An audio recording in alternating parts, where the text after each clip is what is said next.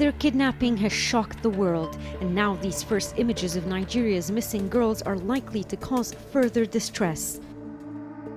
This video traces kidnapping's evolution in Nigeria from a terror tactic to a structured criminal industry.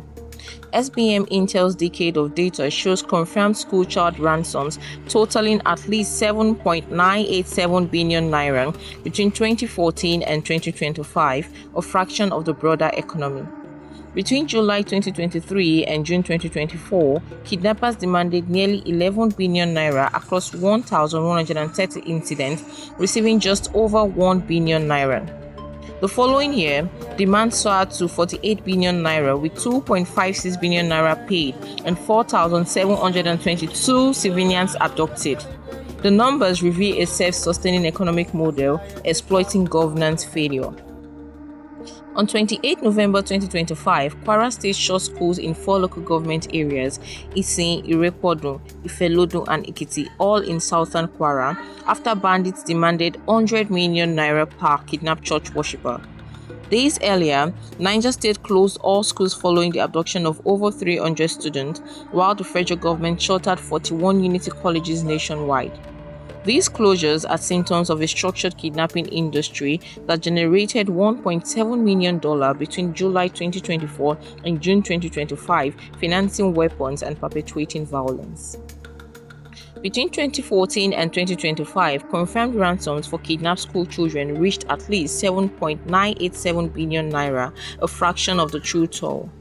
SBM's 2024 report, Grim Reaping, documented 7,568 abductions in 1,130 incidents, with 11 billion naira demanded but only 1 billion naira paid.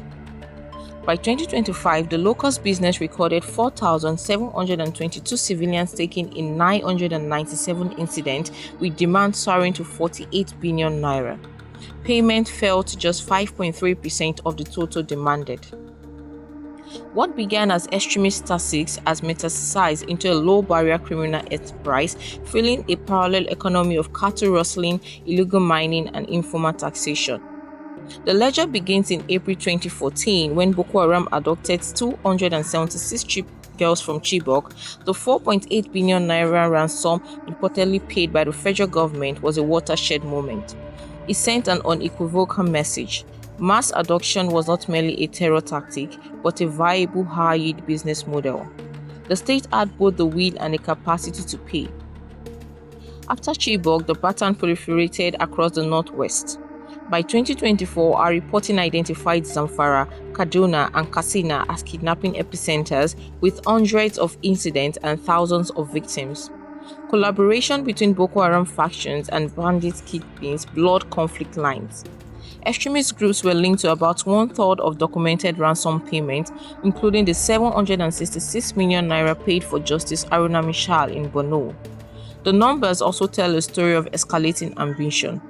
Kuriga 2024 demanded 1 billion naira with questions over a rescue that looked like a payment.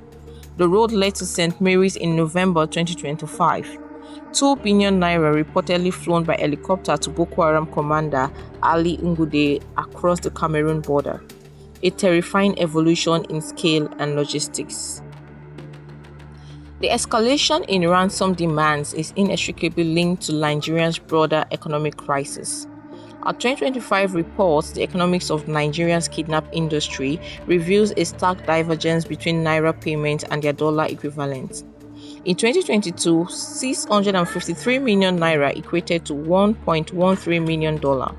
By 2023, 1 billion naira translated to under $1 million.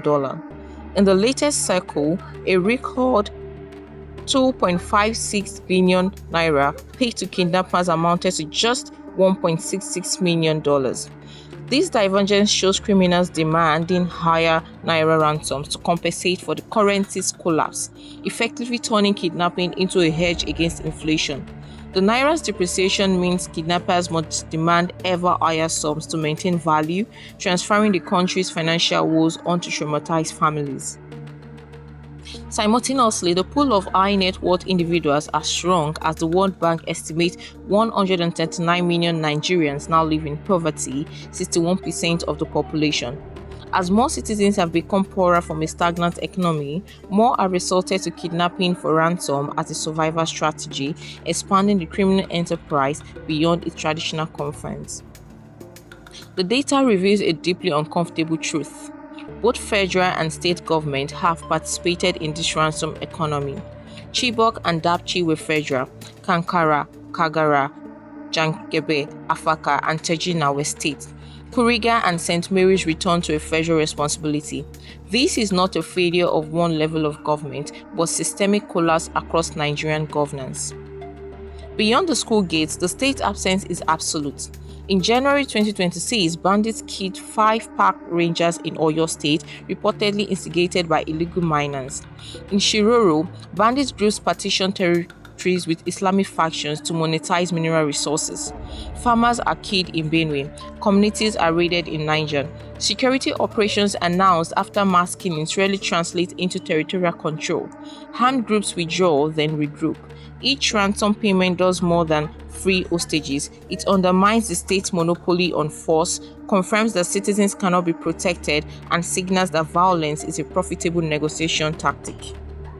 The statistics represent profound human suffering. In 2023 to 2024, kidnapping turned more lethal. 1,056 people died across 1,130 incidents. The following year, 762 died. 563 civilians, 180 kidnappers, 19 security agents. Ransom offers no guarantee of survival. At least 32 victims were killed despite payment. Even those delivering money faced danger. More than 4 ransom bearers were killed and 3 were abducted. These trends make it harder for families to find intermediaries willing to negotiate. Mass abductions now dominate the north. Between January and June 2024, 125 incidents claimed 3,277 victims. Our 2025 report recorded 231 such cases. Women are kidnapped more frequently than men. Religious leaders remain targets. 17 Catholic priests abducted in 2024 and 2025. Prompt ransom payment rarely acknowledged by the church likely explain why most survived. But the pattern is clear. In Nigeria's kidnapping industry, money guarantees nothing, not even survival. The 7.987 billion naira paid in ransom for school children alone is not merely a financial figure. It represents the price of a broken social contract. Each crisis receives the same response: short-term payment over the hard work of prevention, investigation, and prosecution. The result is an industry extracting billions from government coffers and delivering them to the groups terrorizing communities. The consequences for Nigerians' future are profound. Persistent insecurity has closed tens of thousands of schools in northern states indefinitely. UNICEF estimates millions of children have already been pushed out of education. The UN World Food Programme warns that nearly 35 million people could face food shortages by 2026, driven by the same conflict that destroys farmland and displaces farmers. Businesses are relocating or shutting down, deepening poverty in already struggling regions. Public trust continues to erode. An Afrobarometer survey found 68% of Nigerians believe security forces are handling insecurity poorly. This discourages cooperation with authorities and strengthens reliance on vigilantes, complicating official efforts and fueling cycles of repressive violence. The lesson from Chibok, sent over a decade ago, remains unlearned. The cost measured in both naira and lives continues to climb.